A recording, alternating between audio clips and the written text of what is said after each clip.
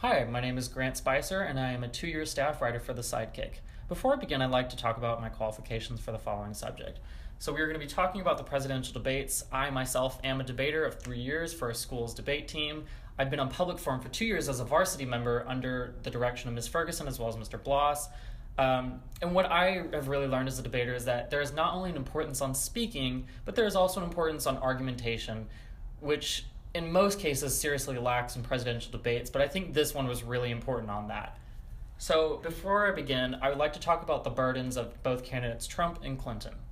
To begin with Clinton, she had a huge burden. Not only did she have to really work against Trump in both speaking and argumentation, but she had a lot of research. She was doing her homework. She had a lot of arguments that she wanted to make, and she made some big goals and propositions in the debate. So she has a lot of work not only preparing for it, but also to set herself up for the next debate. And if she wins the candidacy, then she has a lot of work to do to satisfy the general public. So she has a huge burden in terms of the debate as to win. For Trump, on the other hand, he does not have such a big debate. Some say that he has set his expectations so low that all he has to do is appear calm and relaxed and professional in order to win the debate. Others have set the bar to a much higher standard to where he has to actually, on top of all that, argue some valid points. But that's still not quite the same as Clinton, because she's set herself up for almost 30 years now in terms of precedence. So now I'd like to begin. I'm not necessarily going into the full structure of the debates. All I'm going to talk about is specific arguments that the candidates made and how they made those arguments, and maybe how those did really good for them or maybe how those harmed them. So what I'd like to talk about first is in segment 3, it's called Achieving Prosperity, and that talks about the economy. The question that followed was, why are you better to create kinds of jobs to put money into the pockets of citizens? Clinton's framework is what I titled Investing in the Future. And what she means by investing in the future is that she's creating jobs at every level. She wants to make the economy more fair. She wants to have paid family leave. She wants to also tax the wealth. This is not to say that the wealth aren't taxed already, but she wants to increase that taxation level. And she also wants to fix the gender pay gap. And also she wants companies to do profit sharing instead of just sharing to the shareholders. She wants the profits to be more equally distributed. And a problem that I did have with her framework is that when she says that she wants to create jobs at every level, my question was how? However, she was very smart to answer this in the 10-minute session when she talked about how green energy actually gives us jobs, and this is her solution, or one of her many points of the solution. That's how she answered it. In a debate, when you make an argument and your opponent is able to answer it, or you are able to answer it yourself, that is a very positive thing. And that is really what helped her, is that she knew the rules of the debate, and she knew how to take care of arguments like that. Trump, on the other hand, had a bit trouble with it. His framework was that the jobs are fleeing the country and that we are being abused in terms of economy by other countries. Like, for example, he said that China was abusing the job market of our country and that we have to stop jobs from leaving. He also proposed a solution to reduce business taxes from 35 to 15%. And this isn't just for large corporations. This is for all levels of business. And many economists would agree that this is actually a very good, positive policy overall. And I do agree with that policy specifically, but I don't necessarily agree with his argumentation, because he says, all right, China's abusing our economy. That's great. How are they abusing it? He never went into how. He also said, we have to stop jobs from leaving. That's also great. But to say that you have to stop jobs from leaving and that you're just not going to allow them to leave kind of implies that you are putting in a level of government interference which your backers, candidate Trump, may not be so supportive of.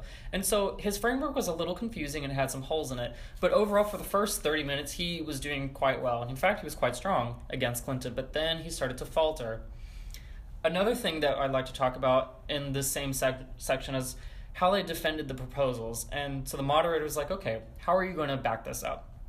Clinton proposed that Trump is still promoting trickle-down economics, et cetera, making college debt-free, and then she kind of repeated a lot of her policies. Trump, on the other hand, said that we have to really boost economic revival and that we're in a bubble, and that Clinton is all talk, and then he also wants to raise the interest rates, which will, she wants to raise the interest rates, which will hurt the economy. Overall, this session was also just about kind of fighting back and forth, and a problem as a professional debater that I had with this whole debate was that they didn't really stay on topic. They didn't stay on topic very well. They kind of started very strong, but then they meandered through. And so now I'm going to be moving on to Securing America, which is talking about the national security and foreign policy.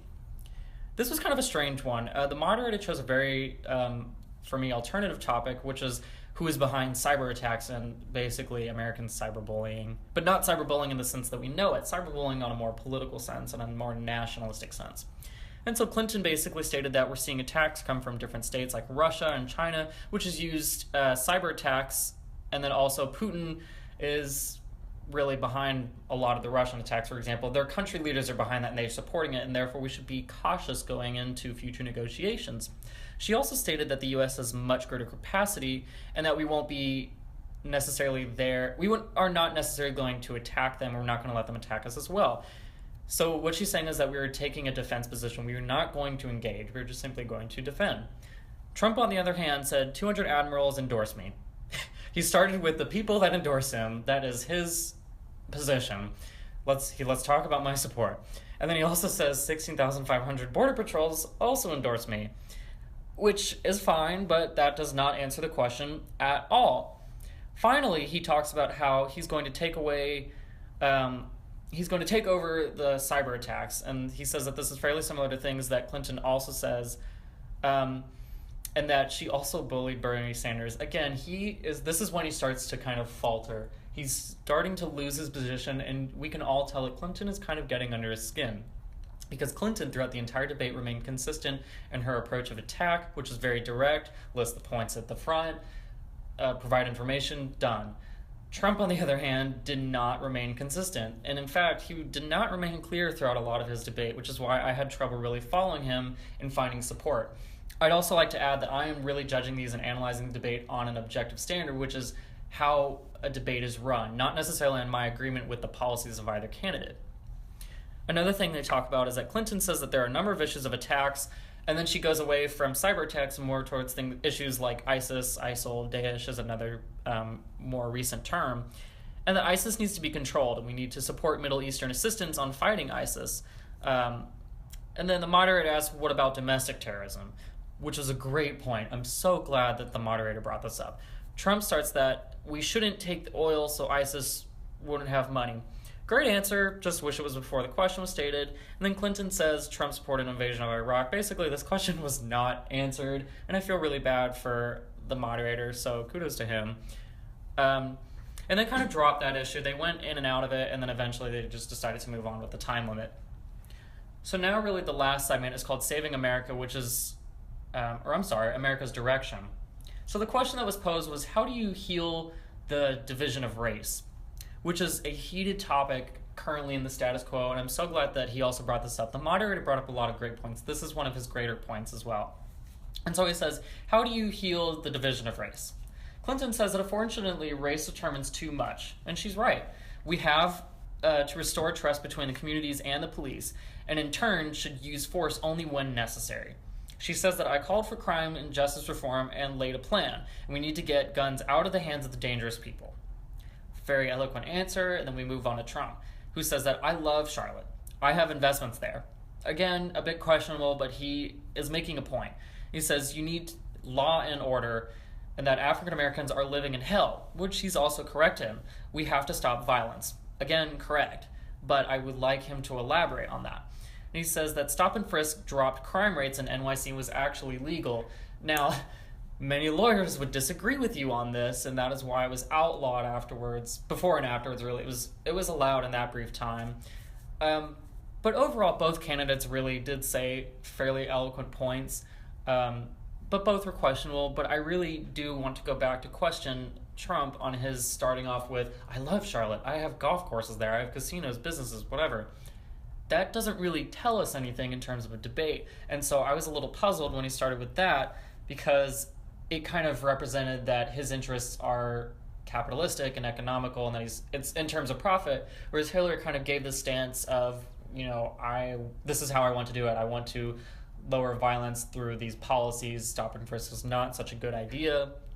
And that set her up to be this great, not pacifist leader, but this person who can take control in a calmly manner, whereas it kind of presented Trump as this person who is only there to do good if he makes a profit, which really, really hurt him in the end. And I think that's why a lot of the supporters kind of pulled out, and they said if they were to vote right now, Trump would probably not win just based on this debate. Another thing I would like to talk about is the moderator also stated that are police implicitly biased?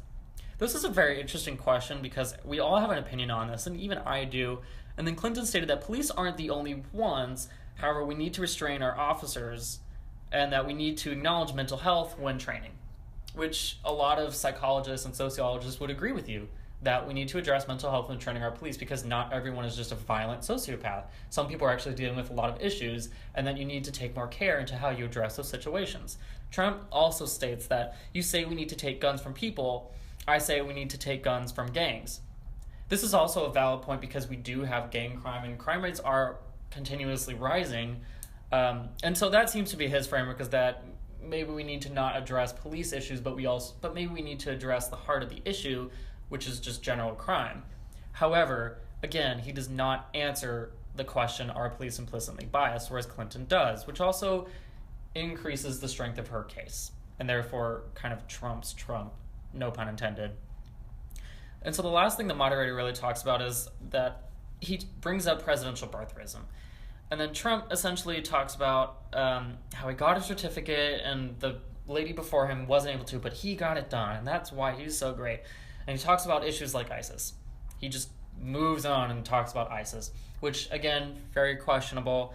Clinton also, on the other hand, states that Trump started racist activity with birtherism on Obama, and that Trump was sued for racial inequality in 1973 by the Justice Department twice.